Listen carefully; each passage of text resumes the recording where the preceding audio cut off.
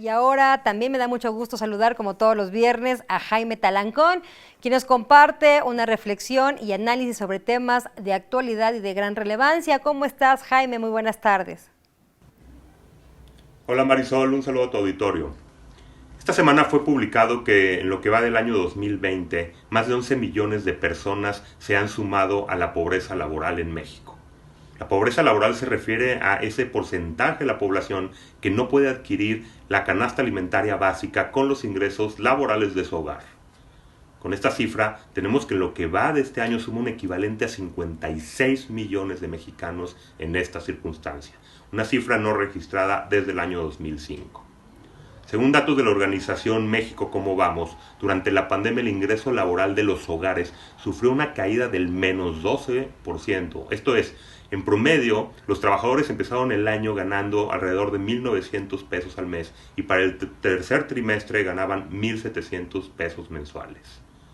A ello se suma el hecho de que el costo de la canasta alimentaria básica se incrementó durante octubre en casi 8%.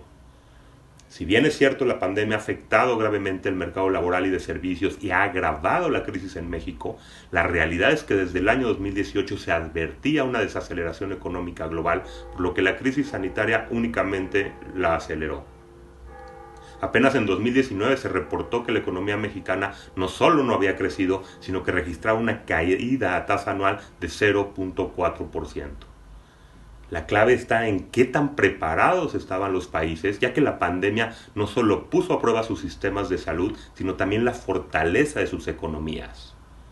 El gobierno de México no solo no ha sido de los que menos ha apoyado a las empresas y a los negocios afectados por la pandemia, sino que ha venido tomando malas decisiones que han desincentivado la inversión tanto nacional como extranjera, con actos como cancelar arbitrariamente el aeropuerto de la Ciudad de México, donde se preveía una inversión de 13,000 millones de dólares, o cancelar la cervecería Constellation Brands en Mexicali, donde habría una inversión de 1,400 millones de dólares, o el hecho de estar cambiando las reglas para la inversión en energías renovables y un largo etcétera.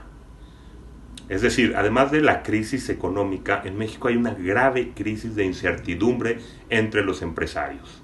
Apenas esta misma semana, la empresa Best Buy informó que tras 13 años de estar en México, finalmente cerrará sus 49 sucursales que tiene en todo el país.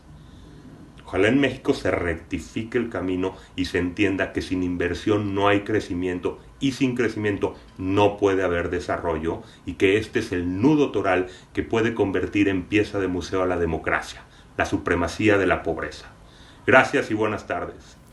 Muy buenas tardes, Jaime. Pues sí, lamentable las cifras de desempleo y de pobreza, y sobre todo pues se han agravado en medio de esta pandemia por COVID-19.